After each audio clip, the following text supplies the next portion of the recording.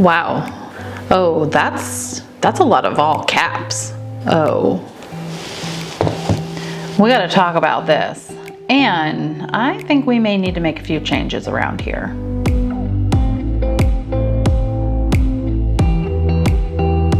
Well, hello friends, I'm Mary Beth with At What Cost, where simple living and deep faith go hand in hand. Typically around this time of year, I will do an I Can Explain kind of video where we look at some of the more negative seeming comments and I give you a little bit more explanation. Brace yourself, friends. It's a long one. Minimalism is only for those who want to boast about how much stuff they have and then try to make people who have, and this is in all caps, have no common sense jealous by pretending they can afford to throw it all away. I'll ask a question and be truthful in your answer. How much time does it take to make all these videos?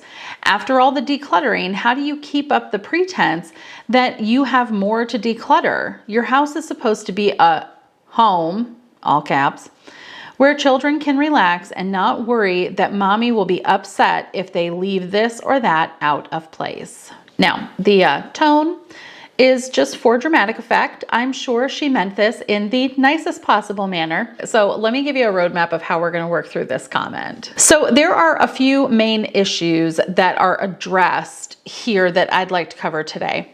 The first is that minimalism is about boasting in the amount of stuff that one has. The second is that, and this is like very near and dear to my heart because it's about you guys and I love you so dearly here, that people who watch minimalism videos have no common sense. The next issue here is that myself and others in our genre, so to speak, intend to make people jealous with the amount of things that we're able to throw away or discard. I don't think it's just all throwing things away. I think it's just parting with things in general that was somewhat offensive here. And the last one here, and this is a big one. I've talked about this before. We're bringing it back. I'm going to explain further. Is that our house, it's supposed to be a place where our kids don't have to be upset about this or that being out of place. We're going to talk about that. You know I'm going to talk about that. But first of all, let's get down to number one here. Minimalism is about boasting in the amount of stuff that one has. I have seen many minimalism videos where the emphasis is really on the exact number of items you have or the least amount of stuff that you can have, and that is the goal of minimalism. So this is essentially saying that we're boasting in having the least amount of stuff. So first off, let's get one thing clear. The only thing that I want to be boasting about in these videos is the Lord. That's it. It's, I think, really been a little while since I talked about where minimalism really came from for us. What's the matter, Gunner? What's wrong? You know I'm filming a video. You got to be in it. So it's been a little while since I think I talked about where our minimalism kind of started and how we came about, how this journey came about. And yes, I have talked quite a bit about discovering Dawn, the minimal mom, standing in her laundry room, really saying the very simple message of, did you know you didn't have to have all of this stuff? That experience is really just one part of our minimalism journey. Now, it's a significant part, but there were a lot of other things that were happening from a spiritual perspective, a social perspective, that really helped to point us in the right direction, that our home was just overrun with stuff. And it was having a bigger impact on us than we could have imagined at that time. And I sort of thought about this over the summer when I was at the Gospel Coalition's Women's Conference. Courtney Doctor was speaking about the story of David and Goliath. And as she was kind of wrapping up her keynote, I had this idea of this kind of visual, so to speak, of myself kind of in the story. Let me explain, because it's not as hokey and weird as it sounds. So Courtney Doctor is going through the whole story of David and Goliath, and they face each other, and David fights the battle on behalf of Israel. He wins. And now, as they are moving forward through this battle, the rest of Israel is just running in the wake of David's victory. And it's a beautiful image. You know, she touched on, and I've heard this before, that so many of us in the story of David and Goliath want to see ourselves as David, but that's really not the point of the story. We are not David. We are Israel. So when I read this comment about boasting in our stuff, it really brought to mind this idea that I bring nothing to the table in comparison with Jesus. I have not won any battle based on my own skill or merit.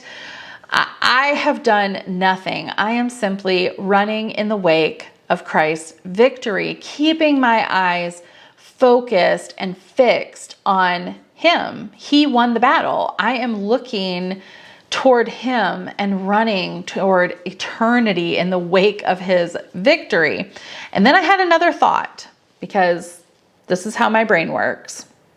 I want you to imagine another scene. Here you are on the battlefield, chasing after Christ, but you've got this suitcase, kind of like a, I don't know, maybe carry-on size. Maybe you can relate to this, running through the airport, Home Alone style. You are just like running hard.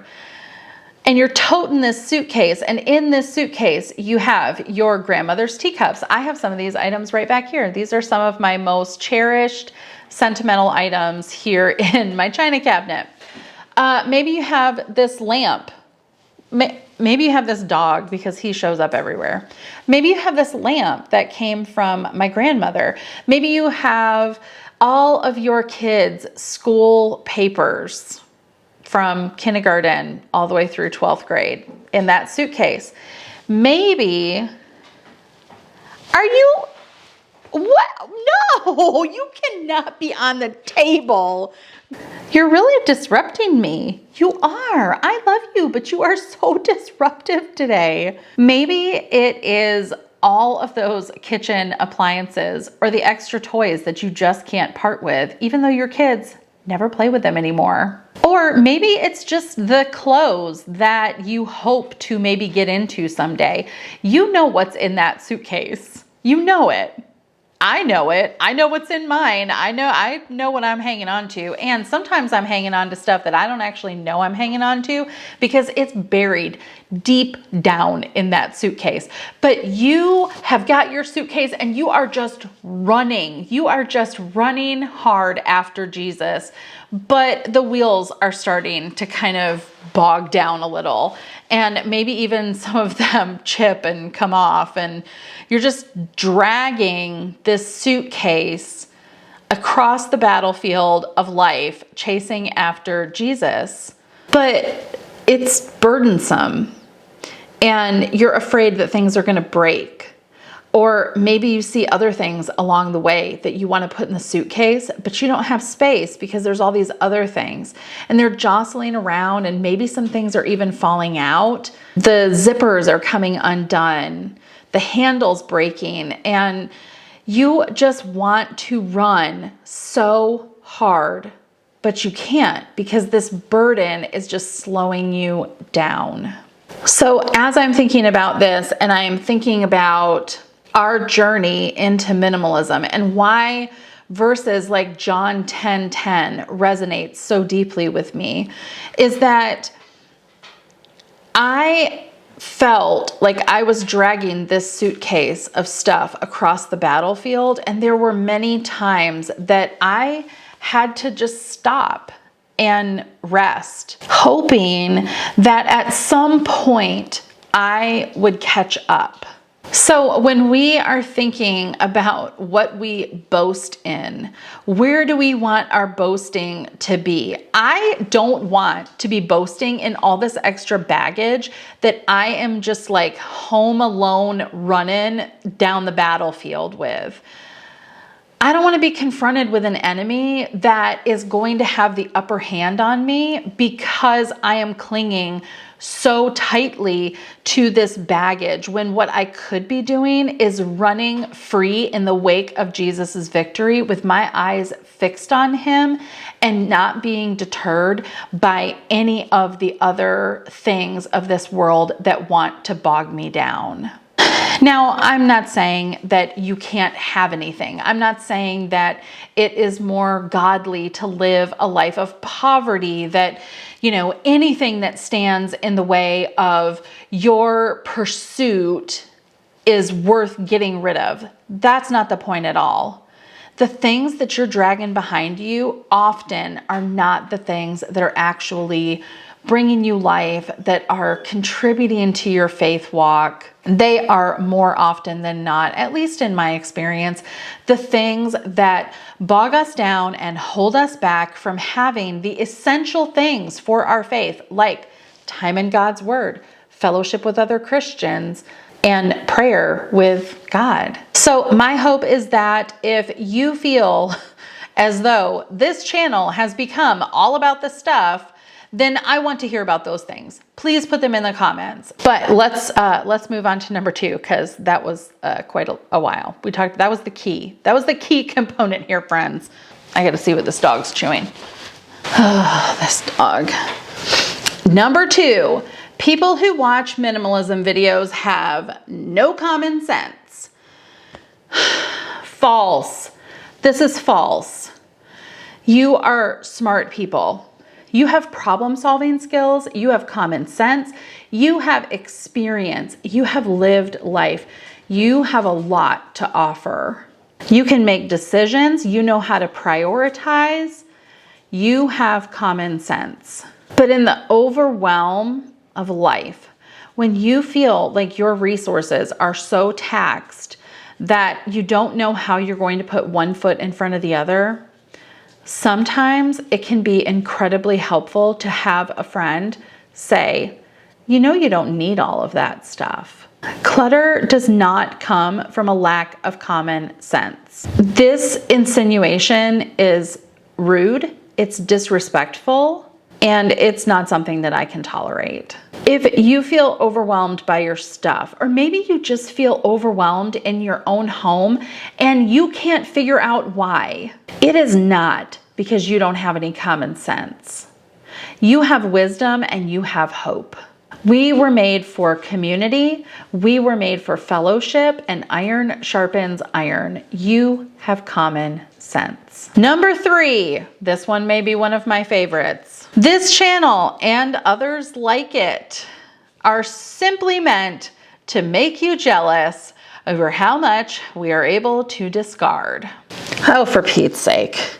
Really? Has anyone had a Richie Rich moment with me where like I am done making a phone call and so I have so much money I just throw the phone away and start over again? Come on. No. Just no.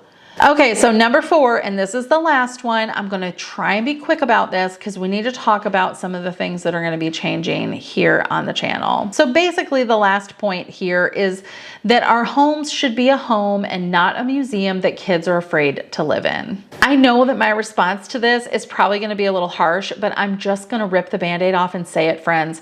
That idea is nothing more than hot garbage. I know, I said it. Somebody has to say it. I know. I have talked about this issue of basically tidy shaming. So I will leave a couple of videos in the description that talk about this further. Basically, this idea is just another one of these flaming arrows in the battle of self-care. No, you have to see this. You have to see what he's doing. Look at this dog. What are you doing, Gunner? You are standing.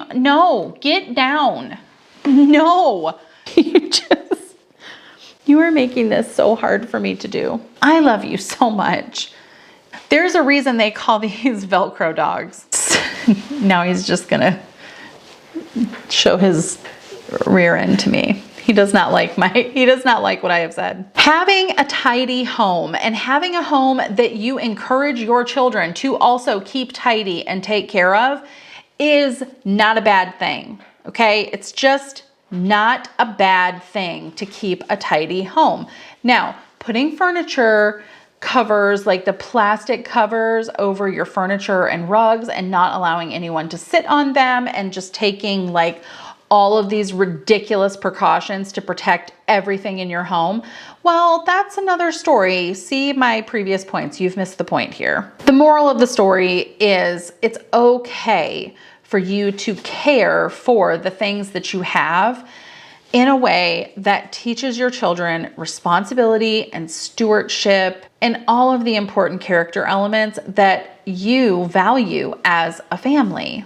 It's important to teach your children those things. Now, on to the fun part and what I think this comment really demands of me. First, there is a question about how much time these videos actually take and how I can keep up the pretense that I actually have things to declutter after I have decluttered pretty much 80% of our home. When it comes to the actual numbers of how long it takes to make a video, I would gather it's somewhere between 8 to 10 hours from filming and editing and then promoting the video on places like Instagram and Facebook and occasionally writing blog posts. I have a sort of monthly newsletter I have been trying to put out. I typically spend about 8 to 10 hours a week working on YouTube stuff. Now, on to the other part of this. How do I keep up the pretense that I have more to declutter even though I have already done quite a bit of decluttering? Well, I'm human. I'm human, and I live in a commercially driven world. I'm a sinner. I like pretty things. I make mistakes. I'm a person. I am a person. My kids have got tons of school paperwork that comes home. I have work things that come into play. I see things when I am places and I buy them. I make much smarter choices now, but that doesn't mean I don't buy things. I have clothes that wear out that I just forget to get rid of. I have gifts that are given. There's always things that are coming into our house. If anyone is under the impression that decluttering or simplifying your home and following a more minimalist lifestyle is a one and done kind of thing, well, I am sorry, my friend, you are sorely mistaken. This is a lifetime kind of lifestyle. You are in it for the long haul, and I will have no shortage of content to film. Which brings me to my next point. We are changing some things up around here. I typically try to post on Fridays, and it has been pushing back and pushing back. Sometimes I'm posting on Saturdays, sometimes I'm missing weeks altogether.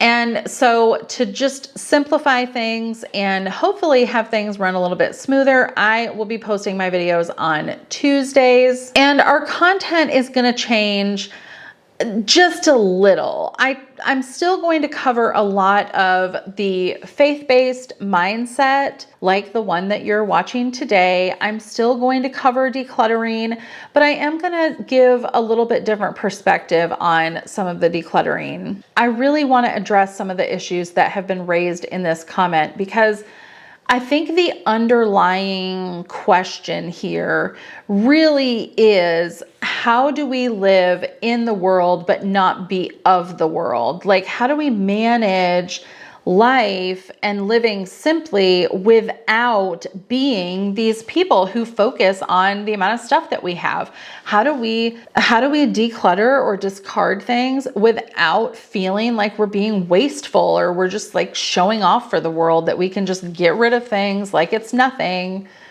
And so moving forward in the new year, I really want to focus more on just the elements of Christian living and what kind of daily run-of-the-mill life decluttering looks like in our home. So for those of you who are still watching, thank you for watching these videos. I love to see the way that you encourage each other, and I'm just so appreciative. I just can't express my gratitude enough to you. So thank you for watching. Have an amazing Christmas. If you are watching this before Christmas, if you're watching this after Christmas, don't worry, we're gonna declutter. It's gonna be okay. I know it's a lot right now, but it's gonna be okay. Thanks so much for watching, and until I see you again, keep fighting the good fight.